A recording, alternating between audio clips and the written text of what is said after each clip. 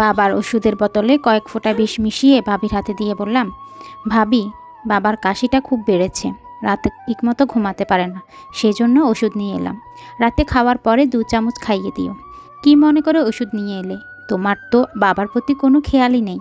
যাক, এনেছ যখন ভালোই করেছ। মুচকি হেসে রুমে চলে এলাম।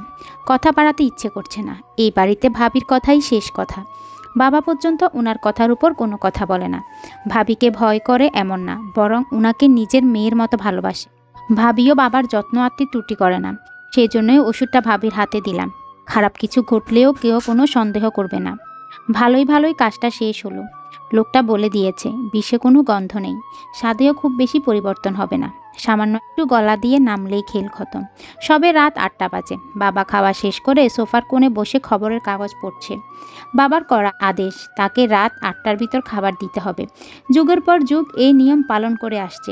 বয়স হয়েছে বলে নিয়মের ত্রুটি করে না। 10টার ভিতর ঘুমিয়ে পড়তে না পারলেও ফজরের নামাজটা হাতছাড়া হয়ে যায়। মা জননী, কাশির ওষুধ দিতে চেয়েছিলেন, এখনও দিলে না যে? এই তো নিয়ে আসছি। আপনার জন্য একটু পায়েস রান্না করেছিলাম। বিকেলে বলেছিলেন কদিন ধরে রাতে খাওয়ার পর মিষ্টি খেতে ইচ্ছে করে। এই না হলে আমার মেয়ে সব কিছু মনে থাকে। মা বলতো পায়েস আপনার খুব পছন্দের।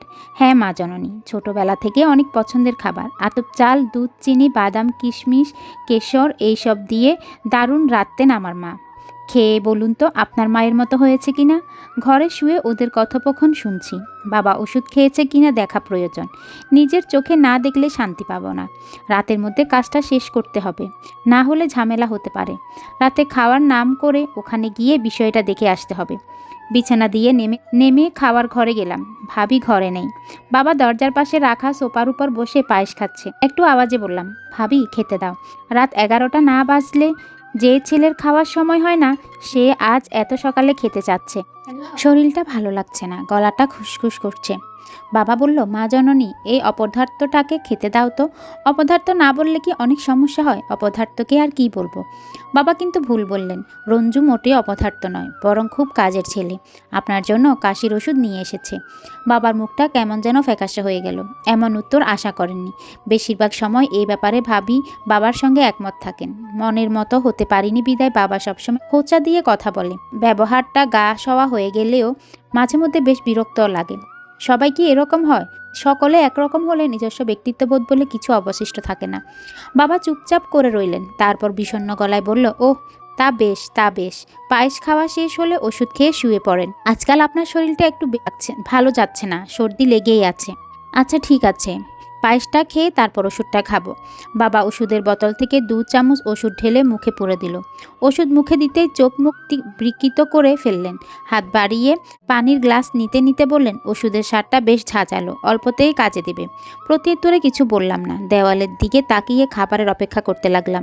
মিনিট 5 পর ভাবি এসে ভাত বেড়ে দিলেন। চাপা গলায় বললেন, রিপার সঙ্গে কথা হয়? তা মাঝে মধ্যে হয়ে থাকে। কেন বলো তো? রিপা তোমাকে অনেক পছন্দ করে, সোজা কথা বলতে গেলে ভালোবাসে। গতকাল আমায় কল দিয়ে বলল তোমার সঙ্গে ওর ব্যাপারটা ম্যানেজ করে দিতে। আর তোমায় আগেও বলেছি ওকে বোনের নজরে দেখি, এসব হবে না। আমার বোনটা দেখতে খারাপ নাকি ওর চালচলন পছন্দ হয় না? কোনোটাই নয়। রিপা মারাত্মক সুন্দরী, স্বভাবতই ভদ্র। এত ভালো মেয়েকে আমার পাশে মানায় না। কি যে বলো তুমি! ঠিকই বলেছি, ওকে বিয়ে করলে একসময় তুমিও আফসোস করবে। ভাইয়া বড্ড ঘর কোণে, নিজে না ভুগলে অন্যের সমস্যা বোঝা যায় না। আজকাল অনেক কঠিন কথা বলো, বুঝতে অসুবিধা হয়। তবে সত্যি কথা বলতে তোমার ভাই ঘর কোণে লোক না। ঘরের প্রতি ভালোবাসা থাকলে এভাবে দিনের পর দিন বাইরে বেরিয়ে ঘুরতো না। ভাবির বুক ছিঁড়ে দীর্ঘশ্বাস বেরিয়ে এলো। স্বামী নামক মানুষটা দিনের পর দিন অফিসের কাজে বাইরে রাত কাটালে বেশিরভাগ মেয়েই ভালো থাকতে পারে না।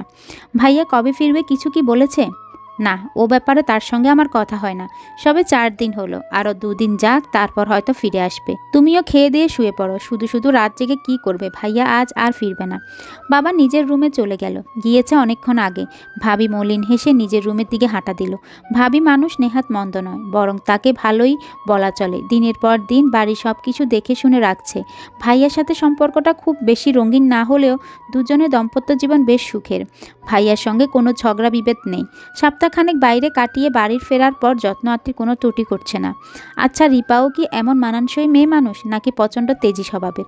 বিছানায় শুয়ে এপাশ ওপাশ করছি, ঘুম ফাঁকি ধরা দিতে চাচ্ছে না। সামান্য চিন্তা হচ্ছে, বাবা ওষুধটা ঠিকমতো কাজ করলেই হয়, ওষুধে কাজ না করলে আবার কিছু টাকা নষ্ট হবে। এর আগেও দুবার চেষ্টা করেছি, তবে লাভ হয়নি।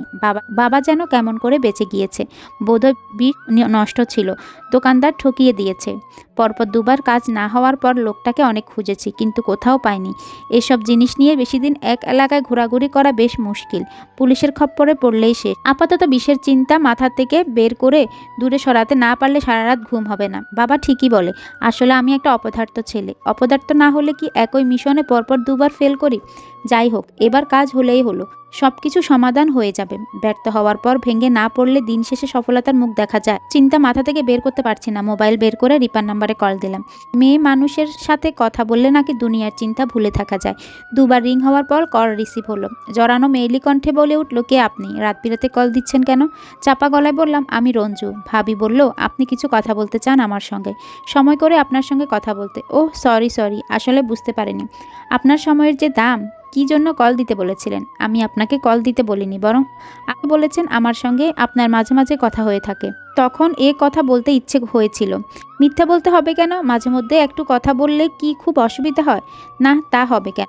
তাহলে যোগাযোগ রাখেন না যে? জানেন কলেজে কত ছেলে আমার পেছনে পড়ে থাকে, শুধু আপনি কোনো গুরুত্ব দেন না। গুরুত্ব দেয় না বলে আমার প্রতি এত আকর্ষণ তোমার? সুন্দরী মেয়েরা কখনোই চাইবে না কোনো পুরুষ তাকে অবহেলা করুক। কবিদের মতো কথা বলছো না, ওসব কবি টবি হওয়া ইচ্ছে নেই। অনেক রাত পর্যন্ত রিপার সঙ্গে কথাবার্তা চলল। মেয়েটার কণ্ঠে মোহনীয় ক্ষমতা আছে, একবার শুনতে আরম্ভ করলে শেষ করতে ইচ্ছেই হয় না। কথা বলতে বলতে বাবার ব্যাপারটা মাথা থেকে বেরিয়ে গেছিল। দুশ্চিন্তা না থাকলে ঘুম পাখি খুব সহজেই ধরা দেয়। সকালবেলা ভাবির চিৎকারে ঘুম ভাঙল। বাবার ঘর থেকে আওয়াজ আসছে। ভাবি ভীতু গলায় চিৎকার করছে। মুচকি হেসে বাবার ঘরের দিকে দৌড় দিলাম। এতদিনে কাজটা শেষ হল। বাবার ঘরে গিয়ে চোখ কপালে উঠে গেল। বাবার শরীরে অসংখ্য ক্ষত থেকে রক্ত চুইয়ে পড়ছে, কোনোটায় রক্ত শুকিয়ে গেছে। মুখমণ্ডলের অবস্থাও ভালো নয়। কেউ অনেক দিনের আক্ষেপ মিটিয়ে বাবার শরীরে ছুরি চালিয়েছে, কিন্তু কে এমন করবে? পরিস্থিতি বুঝতে না পেরে মাথায় হাত দিয়ে মাটিতে বসে পড়লাম। আমি ছাড়াও অন্য কেউ আছে? বাবার সঙ্গে কারো দ্বন্দ্ব আছে বলে জানা নেই। হুট করে কাউকে দোষারোপ করতে পারছি না। ভাবি শাড়ির আঁচলে মুখ লুকিয়ে এক নাগারে কেঁদেই চলছে। দরজার পাশে দাঁড়িয়ে শূন্য দৃষ্টিতে বাবার দিকে তাকিয়ে, ওনার দিকে তাকাতে দেখে আমার কাছে এগিয়ে এলো। কাঁধের উপর হাত রেখে ভীতু গলায় বলল, রঞ্জু, তোমার ভাইকে খবর দিব? হ্যাঁ, তা তো দিতেই হবে।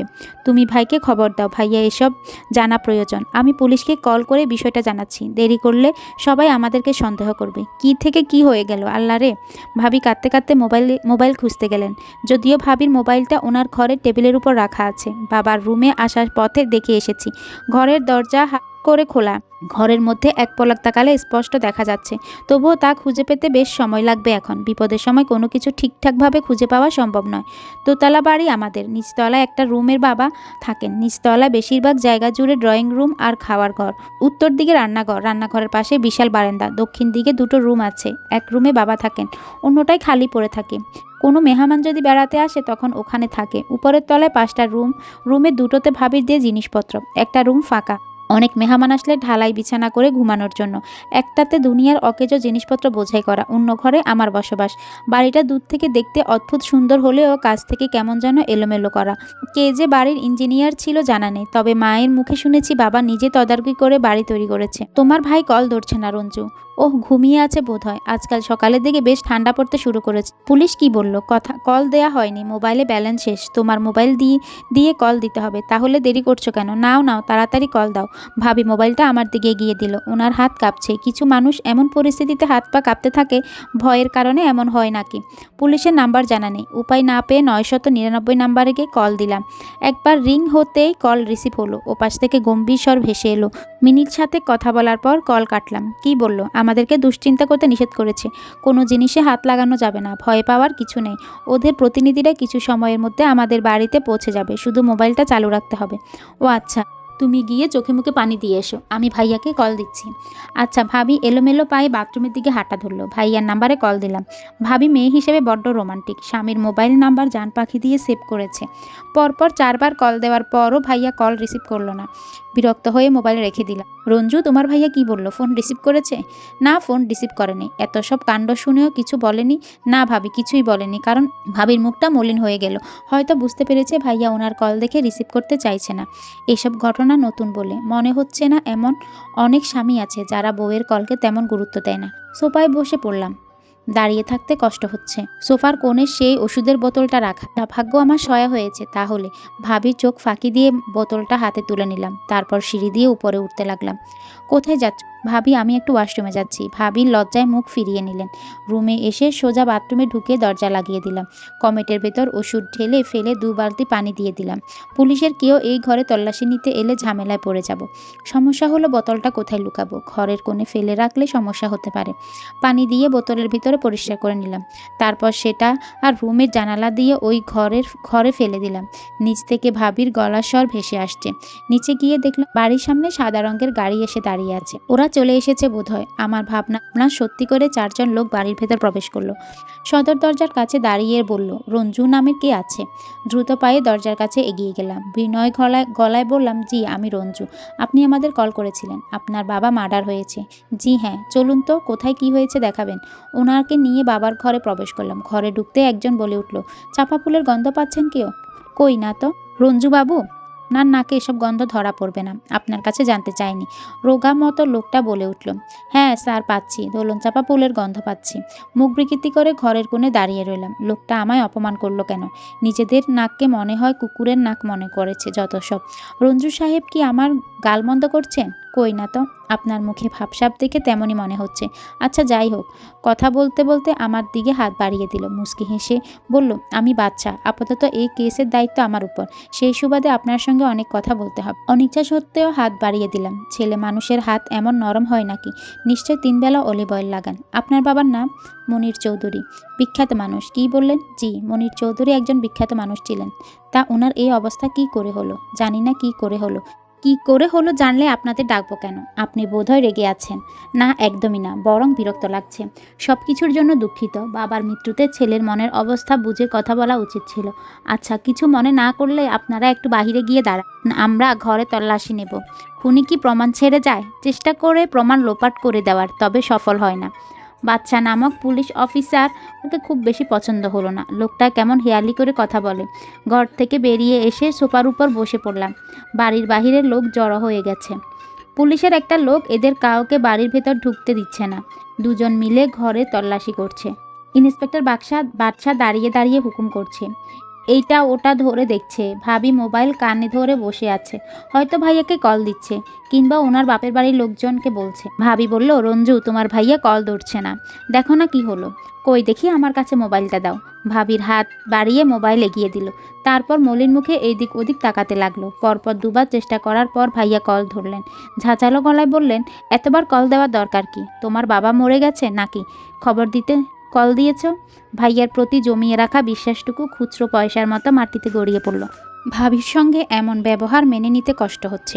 বিরক্ত গলায় বললাম, না, ভাবির বাবা মারা যাননি, তোমার বাবা মরেছে। আমার কণ্ঠে ভাইয়া চমকে উঠল।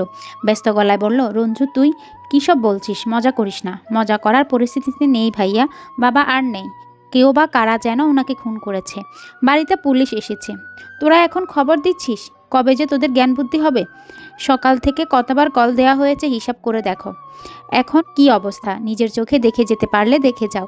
ভাইয়া কল কেটে দিল। আগে পরে কখনো ওনার সঙ্গে এভাবে কথা বলিনি। আজ ভাবির কল মনে করে লোকটা যে কথাগুলো বলেছে তা মেনে নেওয়া কঠিন। কি বলল তোমার ভাইয়া? জানি না। ভাবিকে বললাম সব কিছু জানিয়েছি। ভাবি কিছু বলতে চাইছিল, কিন্তু ওনাকে সময় দিলাম না। মোবাইলটা ওনার হাতে দিয়ে বাবার ঘরের দিকে রওনা দিলাম। ইন্সপেক্টর বাদশা রক্তমাখা ছুরি হাতে দাঁড়িয়ে আছে। উনি বলল, আপনার ভাবিকে দেখলাম মহিলা দারুণ ভয় পেয়েছে। আপনার ভাই কোথায়? ব্যবসার কাজে বাইরে গেছে, কদিনের মধ্যে ফিরে আসার কথা। খবর দিয়েছেন? হ্যাঁ খবর দিয়েছি। কখন আসছে বলতে পারবো না, সঠিক সময় জানায়নি। আপনাদের ব্যাপারে অনেক তথ্যের প্রয়োজন। আশা করছি আপনারা সব ধরনের সহযোগিতা করবেন। নিশ্চয়ই। খুনের ব্যাপারে কি বুঝলেন? দেখে মনে হচ্ছে নৃশংসভাবে খুন করেছে। আপনাদের উপর অনেক দিন থেকে রাগ পুষে রেখেছে। এমন কোনো শত্রু আছে? আপনার বাবার শত্রুদের ব্যাপারে কিছু জানেন? বাবার শত্রু আছে কিনা জানা নেই, তবে ওনার কয়েকজন বন্ধু আছে, মাঝে মধ্যে দেখা করতে আসে। আপনার বাবা কি কাজ করতে? পারিবারিক ব্যবসা, দোকানে দোকানে কাঁচামাল সাপ্লাই করে। দাদার আমল থেকে চলে আসছে। ব্যবসায় যোগ দিয়েছেন? কে? আপনি কিংবা আপনার ভাই, আমি এসব ব্যাপারে জড়িত না, কোনো কালে ছিলামও না। বাবার পরে ভাইয়াই এইসব দেখাশোনা করে, আর আপনি মাস্টার্স পাশ করে বেকার ঘুরছি, 2-4টি টিউশনি করে হাত খরচ চালাই। বাবার সঙ্গে সম্পর্ক কেমন? ভালো না। এত সহজভাবে বলে দিলেন। নিজের বাবার সঙ্গে সম্পর্ক ভালো রাখতে পারেননি? নিজের বাবার সঙ্গে সম্পর্ক খারাপ হয়? আপনি তেমন সুবিধার লোক না। যাই হোক, কিছু মনে করবেন না। পুলিশের চাকরি করতে গিয়ে সকলের সঙ্গে সুসম্পর্ক বজায় রাখা সম্ভব হয় না। ওনার কথার জবাব দিলাম না। লোকটার কথাবার্তা সুবিধার মনে হচ্ছে না, বোধহয় সন্দেহ করেছে। হাবু মিয়া, লাশটা পোস্টমর্টমের জন্য পাঠিয়ে দাও, ছুরিটাও সাথে দিয়ে দিও, রক্তের ব্যাপারটা মিলিয়ে দেখতে হবে। আচ্ছা স্যার, ফল কাটা ছুরি দিয়ে কি গলা কাটা সম্ভব? ব্যাপারটা যেন কেমন কেমন লাগছে। হাবু মিয়া বেশি কথা বলার স্বভাব কখনোই গেল না। হাবু মিয়া দেদার হেসে কাজ করতে লাগলো। ইন্সপেক্টর বাদশা ভাবির দিকে এগিয়ে গেলেন। এখন ভাবির দিকে গাদা গাদা প্রশ্ন ছুড়ে দিবে। এসব অশান্তি আর ভালো লাগছে না। দেওয়ালের সাথে হেলান দিয়ে দাঁড়িয়ে আছি। ইন্সপেক্টর বাদশা হাত নাড়িয়ে নাড়িয়ে কী সব বলছেন। ভাবি আঁচল দিয়ে মুখ ঢেকে সকল প্রশ্নের উত্তর দিচ্ছেন। এদের কথোপকথন শোনার বা জানার কোনো আগ্রহ নাই। এমনিতেই ইন্সপেক্টর বাদশার নজরে পড়ে গেছি। আগ বাড়িয়ে কোনো কিছু করা উচিত হবে না। যে ব্যক্তি বাবাকে হত্যা করেছে সে যেমন তেমন লোক নয়। অনেক দিন ধরে মনের মধ্যে রাগ পুষে রেখেছি, সেজন্যই লাশের এমন বিভৎস অবস্থা। মৃত ব্যক্তির শরীরকে কষ্ট দিয়ে সমস্ত রাগ উসুল করে নিয়েছে। ভাইয়া হন্তদন্ত হয়ে ঘরে প্রবেশ করলো। ব্যস্ত গলায় বলল, কোথায় বাবা? বাবা কোথায়? কি হয়েছে ওনার? তোরা সব কথাই ছিলি, বাবাকে দেখে রাখতে পারলি না? ভাইয়ার গলা শুকিয়ে গেছে, কণ্ঠস্বর জড়িয়ে আসছে। চারদিকে তাকিয়ে পরিস্থিতি বোঝার চেষ্টা করছে। ভাবির দিকে তাকিয়ে কর্কশ গলায় বলল, তুমিও বাবাকে দেখে রাখতে পারলে না? সারাদিন এমন কি কাজ করো শুনি? ভাবি কিছু বলার আগে ভাইয়া মাটিতে লুটিয়ে পড়ল। কয়েকজন লোক ভাইয়ার কাছে দৌড়ে এলো। ইন্সপেক্টর বাদশা তখনও কিছু বলছিলেন। ভাবি ওনার কথা উপেক্ষা করে ভাইয়ের কাছে ছুটতে লাগল। কি হলো ছেলেটার? কেউ একটু পানি দাও।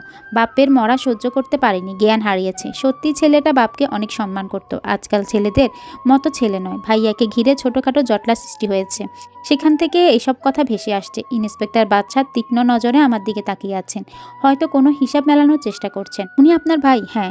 দুর্বল হৃদয়ের মানুষ মনে হয়, আপনার মতো শক্ত না। আমি ইন্সপেক্টর বাদশাকে বললাম, প্লিজ আপনি আমার বাবার খুনের ব্যাপারে তদন্ত করুন। আমার চরিত্র বিশ্লেষণ করতে হবে না। রেগে যাচ্ছেন কেন? রেগে যাওয়া অস্বাভাবিক কিছু না। আপনার বাবারা কয় ভাই বোন? 3 ভাই বোন, দুজনই বাবার থেকে বয়সে অনেক ছোট। ওনারা কোথায় থাকেন? ফুফুর বিয়ে হয়নি, ছোট চাচার সঙ্গে গ্রামে থাকেন। গঞ্জে বাজারে চাচার মুদি দোকান আছে, ওই দিয়েই ওদের সংসার চলে। আপনাদের সাথে কেমন আসা যাওয়া করে? না, আসা যাওয়া নেই বললেই চলে। বাবার সঙ্গে কোনো কাজ না থাকলে কখনোই আসে না। আত্মীয়দের সাথে সম্পর্ক ছিন্ন করতে নেই, ইসলামে নিষেধ আছে, জানেন তো? জানতাম। গ্রামে খবর পাঠানোর ব্যবস্থা করুন, ওনাদের প্রয়োজন পড়তে পারে। আপনি কাকে সন্দেহ করছেন? আমি সবাইকেই সন্দেহ করি। বাড়িতে আপনারা দুজন মানুষ থাকতে এমন ঘটনা ঘটেছে, অথচ কেউ কিছু জানেন না। ব্যাপারটা গোলমলে লাগছে। আমরা সত্যি বলছি, বিশ্বাস করেন না করেন আপনার ব্যাপার। আপনার মোবাইলটা নিয়ে আসুন তো। কেন? দরকার আছে বলেই বলছি, এত প্রশ্ন করলে হবে? মোবাইল আনতে ঘরের দিকে হাঁটা ধরলাম। সত্যি বলতে কাল রাতে কি হয়েছে না হয়েছে কিছুই জানি না। সন্ধ্যার দিকে বাবার ঘরের সঙ্গে লাগানো অন্য রুমটায় শুয়েছিলাম, বাবা ওষুধ খাচ্ছে কি না নিশ্চিত হওয়ার জন্য। রাতে খাওয়ার পর নিজের ঘরে চলে গেছিলাম, ওখান থেকে তেমন কিছু শুনতেও পাইনি। মোবাইল এনে ইন্সপেক্টর বাচ্চার হাতে দিলাম। উনি কল লিস্ট ঘাটিয়ে দেখছেন। রিপা কে? আমি বললাম, রিপা আমার ভাবির বোন, আর আপনার বিশেষ কেউ না। তারপরও গত রাতে 3 ঘন্টা 58 মিনিট কথা বলেছেন। একটা বিষয়ে কথা বলার প্রয়োজন ছিল। থানায় চলে আসবেন, ওখানেই বাকি কথা হবে। হাবু মিয়া বলল, মনির বাবুর বড় ছেলে জ্ঞান ফিরেছে, ওনার সঙ্গে কথা বলে থানায় চলে আসুন। গাড়ি আসলে লাশটা পাঠিয়ে দিয়েন, দেরি করলে রিপোর্ট আসতে দেরি হবে। হাবু মিয়া মাথা নাড়িয়ে সম্মতি জানাতে ইন্সপেক্টর বাদশা বেরিয়ে গেলেন। বাড়ির সামনে লোকজন ভিড়, যদিও ভিড় ঠেলে সামান্য এগোতে সমস্যা হচ্ছে না। ভাইয়াই সোফায় বসে আছে, ভাবির পাশে দাঁড়িয়ে মাথায় তেল পানি দিচ্ছেন। এতটা সমস্যা হবে ভাবতেও পারেনি। পোস্টমর্টেম রিপোর্ট আসলে ফেসে যেতে পারি। ভাবির বাপের বাড়ির লোকজন এসে পৌঁছলো। সবার সামনে রিপা, মেয়েটাও বড় বড় পা ফেলে সামনের দিকে এগিয়ে আসছে, যেন নিজেই সবকিছু সমাধান করে ফেলবে। রিপা বলল, রঞ্জুবাবু আপনি কি আমার উপর রেগে আছেন? আমি বললাম, না তো, আপনার উপর রেগে থাকবো কেন? কাল রাতে আমার সঙ্গে কথা না বললে বাবাকে বাঁচাতে পারতেন। আমার জন্যই সব কিছু হয়েছে। না রিপা, তোমার জন্য কিছুই হয়নি। তাছাড়া কাল রাতে তুমি কল দাওনি, আমি তোমায় কল দিয়েছিলাম, এতে তোমার কোনো দোষ নেই। এখন গিয়ে ভাবিকে সান্ত্বনা দাও, অনেক দখল গেছে ভাবির উপর। মা বাবা গিয়েছে আপুর কাছে, আমি না হয় আপনাকে সান্ত্বনা দেই। আমি ঠিক আছি। না, আপনি ঠিক নেই। আপনার কপালে বিন্দু বিন্দু ঘাম জমেছে, গায়ের শার্টটাও ভিজে গেছে। এভাবে ভেঙে পড়বেন না। আচ্ছা, এদিকে এসে বসুন, ফ্যানের নিচে বসলে আরাম লাগবে। বললাম তো ঠিকই আছি। রিপা আমার কথার গুরুত্ব দিল না, হাত টেনে একটা চেয়ারে বসিয়ে দিল। চেয়ারটায় সোজা ফ্যানের নিচে রাখা। রান্নাঘরে গিয়ে এক গ্লাস পানি নিয়ে এলো। গ্লাসটা মুখের সামনে ধরে বলল, পানি খেলে কিছুটা ভালো লাগবে। পানি আনতে রান্নাঘরে গেলে কেন? টেবিলের উপর জগ রাখা আছে, একটু কষ্ট করতে ইচ্ছে হল। রিপা, জি বলুন। শান্ত হয়ে বসো, বাড়িতে অনেক লোক জড়ো হয়েছে, সবাই এই ব্যাপারগুলো স্বাভাবিক চোখে দেখবে না, বিশেষ করে মহিলারা। কে কি ভাবলো না ভাবলো তাতে আমার কিছু যায় আসে না। আমার যায় আসে, একটু বাদে খবর ছড়িয়ে পড়বে। কি খবর? রঞ্জু ছেলেটার চরিত্র ভালো না, বাপের লাশ ঘরে রেখে মেয়েদের সাথে কী সব করছে। দুঃখিত। রিপা আমার কাছ থেকে দূরে চলে গেল। ওর যাওয়ার দিকে তাকাতে পারলাম না। হাবু মিয়া ভাইয়ের সাথে কথা বলছে। আজ কোনো কাজ নেই, বিকেলের দিকে থানায় যেতে হবে। আস্তে আস্তে লোকের ভিড় কমতে শুরু করেছে। ভাইয়া হাতের ইশারায় ডাকছে, রঞ্জু, এসব কি করে হলো? জানি না, কাল রাতে খাওয়ার সময় বাবার সাথে দেখা হয়েছিল, সব কিছু একদম ঠিকঠাক। ভাইয়া উঠে এসে আমায় জড়িয়ে ধরলেন, কাঁদতে কাঁদতে বললেন, আমরা এতিম হয়ে গেলাম রে ভাই, এতিম হয়ে গেলাম। না চাইতেও ভাইয়ার পিঠের উপর হাত চেপে ধরলাম। এই মানুষটার প্রতি অভিযোগ করতে পারি না, কখনোই না। পিঠের উপর এক ফোঁটা পানি পড়ছে, ভাইয়ার চোখের পানি। বাবা হারানোর যন্ত্রণা এমনই হয় তাহলে। ভাবি, ভাইয়াকে ঘরে নিয়ে যাও। ভাবি এগিয়ে এসে ভাইয়ার হাত ধরলো, নরম গলায় বলল, ঘরে চলো, ওরা বাবাকে নিয়ে গেছে। ভাবির চোখ দিয়ে পানি পড়ছে, মোছার চেষ্টা করছে না। ভাইয়া ধীরে ধীরে হেঁটে ঘরে চলে গেল। ভাবির মা রিপাও ওদের পিছনে পিছনে গেল। আশেপাশে তাকিয়ে দেখলাম লোকজন নেই বললেই চলে। সজীব কাকু দরজার পাশে দাঁড়িয়ে আমায় ডাকছে। আল্লাহ সব কিছুর বিচার করবে, ভরসা রাখো বাবা। আমরা কাল আসবো, একটু কাজ আছে, কান্নাকাটি করো না। আসি কেমন? মাথা নাড়িয়ে সম্মতি জানালাম। কি আশ্চর্য, চোখের কোনা ভিজে গেছে। আমি কি কাঁদছি? ফাহাদ বিছানায় শুয়ে আছে, রিপা ওর কপাল চেপে দিচ্ছে। মাঝে মধ্যে দুলাভাইয়ের সেবা করলে নেহাত মন্দ হয় না, তবে রিপার কাছে এসব ভালো লাগছে না। অন্য পুরুষের সেবা করার কোনো মানেই নেই যেখানে তার বউ উপস্থিত। আপা, তুমি এসে ভাইয়ের মাথায় হাত বুলিয়ে দাও। কেন রে, দেখছিস না কাজ করছি? রিপা মুখ বিকৃত করে জোরে জোরে কপাল চাপতে থাকে। ফাহাদ বোধহয় রিপার উপর বিরক্ত অনুভব করছে। সে তরল গলায় বলে, থাক, মাথা ব্যথা করছে না, তোমরা বরং এই ঘর থেকে যাও, আমি কিছু সময় একা থাকতে চাই। রিপা এক লাফে খাট থেকে উঠে দাঁড়ায়, তারপর বোনের হাত ধরে বলে, চলো দুজন মিলে কিছু নাস্তা তৈরি করি, মনে হচ্ছে কারোই সকালে খাওয়া হয়। তনিমা মাথা নেড়ে বোনের কথায় সম্মতি দেয়। বাবা মা এই ঘরে নেই, পাশের ঘরে বিশ্রাম নিচ্ছে। বাড়ির পরিবেশ একদম স্বাভাবিক, দেখে বুঝার উপায় নেই সকাল থেকে এত কাণ্ড হয়ে গেছে। সকলে ঘর থেকে বেরিয়ে যেতে ফাহাদ মোবাইল বের করে, পরিচিত নাম্বার ডায়াল করে মোবাইলটা কানে চেপে ধরে। চিন্তা করো না, কোনো সমস্যা হয়নি। না না, কেউ কিছু বুঝতে পারেনি, আমি ঠিক আছি। আচ্ছা, পরে কথা হবে, এখন রাখছি। তনিমা গরম পানি করছে, নুডলস রান্না করবে, শর্টকাটে হয়ে যাবে। ঘটা করে রান্না করার ইচ্ছে নেই, কেউ নিশ্চয়ই ভাত পেরে খেতে চাইবে না, কিছু একটু মুখে দিলেই হলো। রিপা পেঁয়াজ কাটছে। আচ্ছা আপা, তোর কোনো বয়ফ্রেন্ড আছে? ছি ছি রিপা, এসব কি বলছিস? না, থাকতেও পারে, ভাইয়া তো সবসময় তেমন তোকে সময় দেয় না। বাজে কথা বলিস না। কেন জানি মনে হচ্ছে তুই এই খুনের সাথে জড়িত। রিপা কথা শেষ হতে না হতেই জোরে আওয়াজ হয়। তনিমা পিঠের উপর খুন্তি দিয়ে বাড়ি মেরেছে। রিপা হতভম্ব হয়ে বোনের দিকে তাকিয়ে থাকে। তনিমা মেয়েটা ছোটবেলা থেকেই শান্ত স্বভাবের, কোনো কথাই হুট করে রেগে যায় না, কখনো রাগ হলে নিজের মধ্যে পুষে রাখে, তেমন প্রতিক্রিয়া দেখায় না। সেবার মা বিনা কারণে আপুকে বকাবকি করেছিল, আপু অনেক কষ্ট পেয়েছিল, সে ভীষণ ভেঙে রেগে গিয়েছিল, কিন্তু কোনো প্রতিক্রিয়া দেখায়নি, মুখে কিছুই বলেনি। চাল চলানো স্বাভাবিক ছিল। বেশ কদিন পরে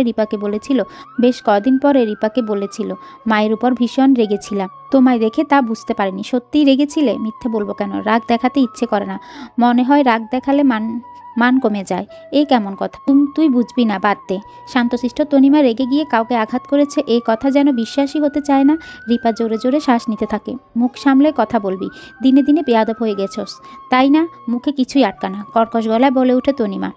রিপা যত সম্ভব শান্ত থাকার চেষ্টা করে, নরম গলায় বলে, রেগে যাওয়া স্বাভাবিক, তবে এতটা রেগে যাওয়ার মতো কিছু বলিনি, কথাগুলো মজার ছলে নিতে পারতে। চরিত্রের দাগ অনেক বড় ব্যাপার, এসব তোর মাথায় ঢুকবে না, তাছাড়া এখন মজা করার সময় নয়, তুমি আমাদের বাড়িতে আনন্দ ফুর্তি করতে আসনে, মনে থাকে যেন। তবে হয়তো রিপা কথা বাড়ালো না। রান্নাঘর থেকে বেরিয়ে মঞ্জুর রুমে উদ্দেশ্যে পা বাড়ায়। বোনের কাজে দারুণ কষ্ট পেয়েছে, পিঠ জ্বলছে এখনো। তনিমা মন খারাপ করে অবশিষ্ট পেঁয়াজগুলো কুচি কুচি করে কেটে দিল। গরম তেলে পেঁয়াজ ভেজে তাতে কয়েকটা ডিম ছেড়ে ভালো করে নাড়তে লাগলো। শরীরটা বড্ড খারাপ লাগছে, চোখ জ্বলছে, বোধহয় কিছুক্ষণের মধ্যে চোখে পানি চলে আসবে। রিপাকে বড্ড ভালোবাসে, আদরের ছোট বোনকে খুন্তি দিয়ে আঘাত করেছে, ভাবতেও কষ্ট হচ্ছে। হঠাৎ করে রেগে যাওয়া উচিত হয়নি। রিপা কথাগুলো মজার ছলে বললেও তনিমা ব্যাপারটা পছন্দ হয়নি। ফাহাদ শুনলে সন্দেহ করবে, এমনিতে তাকে নানা কথা শুনতে হয়। স্বামী মানুষটা ভালো না হলে জীবন অতিষ্ঠ হয়ে যায়। রঞ্জুর ঘরের দরজা লাগানো, হয়তো বিশ্রাম নিচ্ছে। রিপা নরম হাতে দরজা কড়া নাড়ে। রঞ্জু এসে দরজা খুলে দিল। শান্ত গলায় বলল, কিছু বলবে? কাজের কথা না বললে আসা যাবে না। তা কখন বললাম? আসো, ভেতরে আসো। এখানে এসে আপনাদের অসুবিধা ফেলে দিচ্ছি, সমস্যা নেই, বিকেলে চলে যাব। এ কথা কেন বলছো? জানি না। রিপা, কি হয়েছে? কাঁদছো কেন? আপা মেরেছে। রিপার কথা বিশ্বাস করতে পারছি না। ভাবি নাকি ওকে মেরেছে? যে ভাবি কখনো ভাইয়ের মুখের উপর কথা বলে না, ভাইয়ের অন্যায় আবদারগুলো মুখ বুজে মেনে নেয়, সে কি না কাউকে আঘাত করবে? ব্যাপারটা অবিশ্বাস্য। বেশ অবাক হচ্ছে, কিন্তু প্রকাশ করলাম না। কোমল গলায় বললাম, কি করেছিলে তুমি? গুঁড়ো দুধ চুরি করতে গিয়ে ধরা পড়েছো নাকি? না, ছোটবেলা থেকে গুঁড়ো দুধ চুরি করার খাওয়ার অভ্যাস আছে আমার, সেই জন্য ভাবলাম তুমিও বুঝি একই রকম কাজ করতে গেছিলে। আপুর কাছে জানতে চেয়েছিলাম তার কোনো বয়ফ্রেন্ড আছে কিনা, সেই জন্য ভীষণ রেগে গেছে। বিবাহিত মেয়েরা স্বামীর সংসারে থাকার পরেও যদি তাদের বয়ফ্রেন্ড থাকে তখন কি হয় জানো? মজা করে বলেছিলাম, ভাইয়া তো সময় দেয় না তেমন, সেই জন্যই। কাজটা মোটেও ঠিক করনি তুমি। তুমি মজা করে বললেও সবার কাছে ব্যাপারটা মজা হবে না, কেউ কেউ সত্যি মনে করে বসবে। কোনো নারী চাইবে না তার উপর পরকীয়ার দোষ চাপুক। জানো রিপা, পৃথিবীর সব নারী একরকম হয় না। সবাই স্বামীর কাছ থেকে সময় আশা করে না, কিংবা আশা করলেও প্রকাশ করে না। কি বলতে চান? বললাম, সময় না পেলে সবাই পরকীয়া করেন। রিপার চোখ মুখ বদলে গেল, ব্যস্ত স্বরে বলল, আপার কাছে ক্ষমা চেয়ে আসি, কি বলেন? হ্যাঁ যাও। রিপা চলে যাওয়াতে বিছানায় বসে পড়লাম। বাবার খুনের সঙ্গে ভাইয়ের কোনো যোগ নেই তো? না না, ভাইয়া এমন করবে কেন? ওর কাছে খুনের কোনো কারণ নেই। আজীবন বাবার পছন্দের ছেলে হয়ে থেকেছে, বাবার প্রতিটা কথা অক্ষরে অক্ষরে পালন করেছে। ভাবির মতো সাদাসিধে মানুষ খুন করতে পারে? তাহলে কে? কাল রাতে কি কেউ এসেছিল নাকি? আসলে আমরাও জানতে পারলাম না কেন। চিন্তা সাগরে ডুবেছিলাম বেশ কিছুক্ষণ। রিপা নুডলস নিয়ে এলো, লাজুক গলায় বলল, ভাবি বলল এগুলো খেয়ে নিতে। সকাল থেকে তো কিছু খাননি, এভাবে না খেয়ে থাকলে শরীর খারাপ হবে। আচ্ছা খেয়ে নিব, টেবিলের উপর রেখে দাও। না না, এখনই খেতে হবে। আচ্ছা দাও, আমি এখনই খেয়ে নিচ্ছি, তুমি গিয়ে কিছু খেয়ে নাও, যাচ্ছি। রিপা চলে গেল। চাচা ফুপুকে খবর দেওয়া হয়েছে। খবর শুনে ওনারা কান্নায় ভেঙে পড়লেন। আজকের মধ্যে চলে আসবে এখানে। ইন্সপেক্টর বাচ্চা, ওদের সাথে কি কথা বলবে কে জানে। মোবাইল বাজছে। এখন আবার কে? খাওয়া বাদ দিয়ে কল রিসিভ করলাম। হ্যালো, কে? জি, আমি ইন্সপেক্টর বাচ্চা বলছি। হ্যাঁ বলুন। বিকেলবেলা থানায় আসার প্রয়োজন নেই। মনির বাবুর পোস্টমর্টম হতে সময় লাগবে। ডোম কাকু দেশে বাড়ি গেছে, রাতে আগে আসতে পারবে না। আচ্ছা তাহলে কখন আসবো? কাল বিকেলে, হয়তো সময় জানিয়ে দেওয়া হবে। কল কেটে গেল। লোকটাকে সুবিধার মনে হয় না। উনি বোধহয় আমাকে সন্দেহ করেন, কিন্তু আমি তো অন্যভাবে মারার চেষ্টা করেছি, যেভাবে এই লোকটা। রঞ্জু খাওয়া শেষ হলে একটু নিচে আসো তো। কেন ভাবি, কিছু হয়েছে নাকি? তোমার ভাই ডাকছে। আচ্ছা আসছি। দ্রুত পায়ে বসার ঘরের দিকে হাঁটা ধরলাম। কি জানতে চাইবে আল্লাহ মালুম।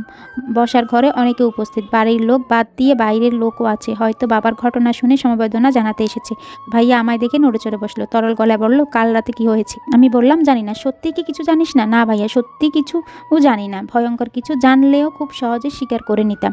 আমার মনে হচ্ছে তুই আর তনিমা মিলে বাবাকে খুন করেছিস। ভাইয়ার কথায় সকলে চমকে উঠল। ভাবি যেন আকাশ থেকে পড়েছে। এ কি বলছো তুমি? আমরা কেন মারবো? তাছাড়া ভাবি বাবাকে নিজের বাবার মতো ভালোবাসে। কথায় বলে অতিভক্তি চোরের লক্ষণ। তোদের বেলায়ও তাই হয়েছে। ভাবি আর চুপ করে রইলেন না, কাঁদো কাঁদো গলায় বললেন, আমি কেন মারতে যাব? এটা তুমি কি বলছো? তোমার মাথা কি ঠিক আছে? হ্যাঁ, কেন খুন করবে বুঝতে পারছো না? আচ্ছা আমি বলছি, রঞ্জুর সঙ্গে ওইসব করেছিলে, বাবা দেখে ফেলেছিল, সেজন্যই বাবাকে সরিয়ে দিয়েছ। ঠাস করে শব্দ হলো। ভাবি ভাইয়া ডান গালে সজোরে থাপ্পড় মেরেছে। ভাবির এমন কাণ্ড সকলে হতভম্ব হয়ে গেল। ভাইয়া গালে হাত দিয়ে বাপির দিকে তাকিয়ে আছে। তোমার এত সাহস? তুমি আমাকে চর মারলে? কপাল ভালো তোমার, তোর জিভ টেনে ছিঁড়ে ফেলিনি। নিজেকে কি মনে করিস? যা খুশি তাই বলবি? আমার চরিত্র নিয়ে কথা বলবি? আমার চরিত্র নিয়ে বাজে কথা বললে কাউকে ক্ষমা করব না। রিপা নিজের পিঠ ডলতে লাগলো। ভাবির বাবা শান্ত গলায় বলল, জামাইয়ের মাথা ঠিক নেই, নিজেকে শান্ত কর মা। ভাবি শান্ত হয়ে বসে পড়ল। ভাইয়া চট করে উঠে দাঁড়ালো। বেরিয়ে যেতে যেতে বলল, তোদের সবাইকে দেখে নিব, এখনই থানায় যাচ্ছি, দরকার হলে টাকা খরচ করে গোয়েন্দা ভাড়া করব, তবুও এর শেষ দেখে ছাড়বো। ভাইয়া চলে যেতেই ভাবি কান্নায় ভেঙে পড়ল। পরিস্থিতি সামাল দিতে না পেরে চুপচাপ দাঁড়িয়ে রইল। হাত ছুটে গিয়ে গাড়িতে বসে পড়ল। 2 মাস হয়েছে নিজে একটা 4 চাকার গাড়ি কিনেছে। তুলির অনেক দিনের শখ, মোটর গাড়ি চড়ে ঘুরে বেড়ায়। গাড়ি চালিয়ে কিছু দূর যাওয়ার পর গাড়ি থামাল। সুন্দরী এক যুবতী গাড়িতে চেপে বসলো। ফাহাদ তার দিকে তাকিয়ে মুচকি হাসি দিল। মেয়েটার চুল খোলা, ঠোঁটে গাঢ় লিপস্টিক, পরনে সালোয়ার কামিজ, খোলা চুল বাতাসে উঠছে। ফাহাদের চোখ সরষেই না। তুলি এত সুন্দর কেন? তাকিয়ে থাকতে ইচ্ছে করে, কিন্তু তনিমাকে দেখলে তো এমন অনুভূতি হয় না। এভাবে কি দেখছেন? তুমি অনেক সুন্দর। তাই নাকি? বাড়িতে কি হয়েছিল? তখন অমন করে দৌড়ে চলে গেলেন যে? বাবা মারা গেছে। কি বলছেন? কিভাবে? সত্যি বলছি, বাবার খুন হয়েছে। কে কিভাবে করেছে সঠিক জানি না। তনিমা আর রঞ্জুর কাজ বোধ হয়। ওরা কেন মারবে কারণ জানা নেই, তবে বাবা মারা গিয়ে অনেক ক্ষতি করে গেল।